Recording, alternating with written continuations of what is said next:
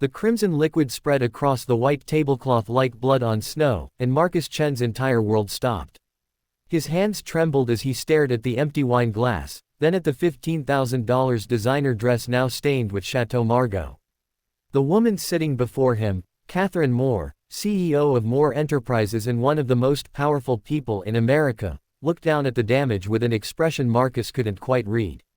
Around them, the five-star restaurant fell silent. Every eye turned toward their table. Marcus felt his chest tighten, his breathing shallow. This wasn't just a mistake. This was the end of everything. He had exactly $127 in his bank account. His daughter Lily's school field trip permission slip sat unsigned in his apartment because he couldn't afford the $30 fee. The electricity bill was overdue. And now, in one clumsy moment, he had destroyed a dress worth more than his car. His mind raced through the nightmare ahead. Lawsuit, debt, losing this job that barely kept them afloat. Who would hire a waiter who'd been fired from Romano's, the most prestigious restaurant in Boston? "I'm so sorry," Marcus whispered, his voice cracking. "I'm so sorry. I'll pay for it. I'll work extra shifts. He grabbed his towel, reaching toward her dress, then stopped, realizing he'd only make it worse. His hands shook violently now. "Please, I can't lose this job. My daughter, she needs." Catherine Moore raised one perfectly manicured hand, silencing him. She was 45, elegant in a way that seemed effortless, with sharp green eyes that had negotiated billion-dollar deals and intimidated corporate sharks. But as she looked up at Marcus, those eyes held something unexpected. "How old is your daughter?" she asked calmly. The question stunned him. What? Your daughter? How old is she?" 7, Marcus stammered. "Her name is Lily. But ma'am, about the dress. What's her favorite subject in school?" Marcus's mind reeled. Around them, whispers rippled through the restaurant.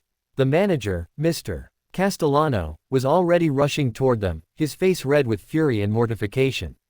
But Catherine held up that hand again, stopping him in his tracks. "Art," Marcus said, confused tears burning his eyes. "She loves to draw. She fills notebooks with pictures of houses with big yards and families." His voice broke on that last word. Lily's drawings always included a mother, the mother she'd never known, who'd left when she was 2, deciding motherhood wasn't for her. Catherine nodded slowly. She stood, the ruined dress clinging to her awkwardly, wine still dripping onto her Louboutin heels. The entire restaurant seemed to hold its breath. Mr. Castellano looked like he might have a heart attack. "Ms. Moore," the manager began, his voice obsequious and panicked. "I cannot apologize enough. This employee will be terminated immediately, and of course, we'll cover all damages." "No," Catherine said firmly. "He won't be terminated." Silence crashed over the room like a wave. "Ma'am." Mr. Castellano blinked rapidly. Catherine turned to Marcus, and for the first time, he saw her smile. It wasn't the polished, corporate smile he'd seen in Forbes magazine. It was genuine, warm, almost sad. 23 years ago, she said, her voice carrying through the quiet restaurant, I was a single mother waiting tables at a diner in Providence, Rhode Island. My daughter Emma was 6. One night, I spilled an entire pot of coffee on a customer, a lawyer in an expensive suit. I was so terrified I started crying right there.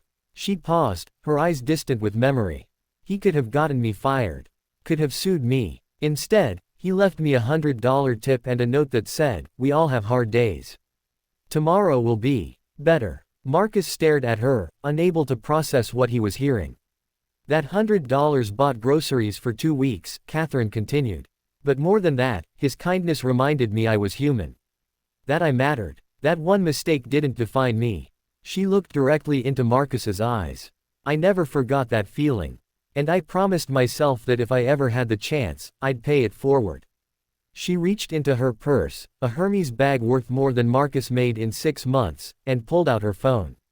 "Mr. Castellano, please send me this young man's information." "Marcus, is it?" "Yes, ma'am," he whispered. "Marcus, I need someone I can trust. Someone who understands what it means to work hard for the people you love. How would you feel about a position at Moore Enterprises? We need a new facilities coordinator.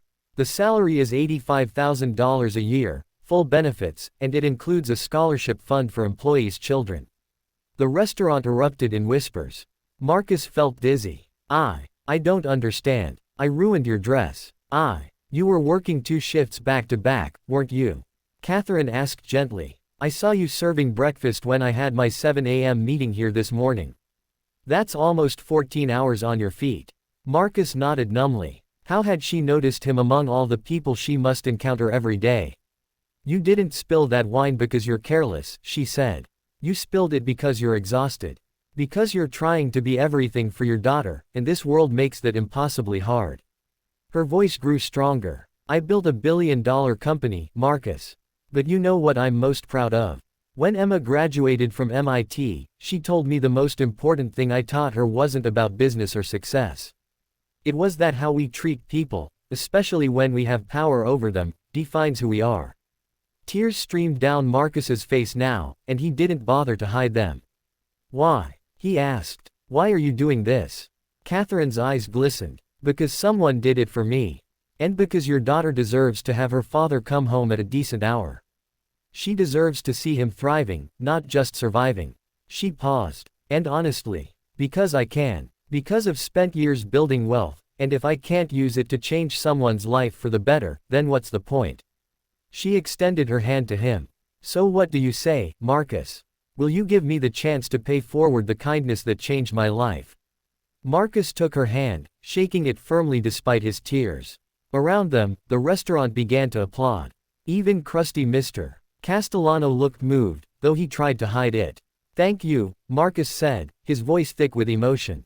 Thank you so much. Catherine smiled. Start Monday. Come to the main office at 9 a.m. And Marcus, on your way home tonight, stop by that school. Pay for Lily's field trip. She shouldn't miss out because the world hasn't been fair to you yet. As she walked toward the door, ruined dress and all, she turned back one last time. Oh, and Marcus, the dress was insured, but even if it wasn't, no piece of clothing is worth more than someone's dignity. Remember that. That night, Marcus tucked Lily into bed and told her about the field trip she'd be going on. Her squeal of joy made his heart soar. As she drifted off to sleep, he sat on their threadbare couch and cried, not from despair this time, but from the overwhelming relief of knowing that kindness, real kindness, still existed in the world. And he made himself a promise. Someday, when he had the power to do so, he would pass it forward again. Because Catherine Moore had just taught him the most valuable lesson of his life, that humanity isn't measured in bank accounts or titles. It's measured in the moments. When we choose to lift someone up instead of watching them fall.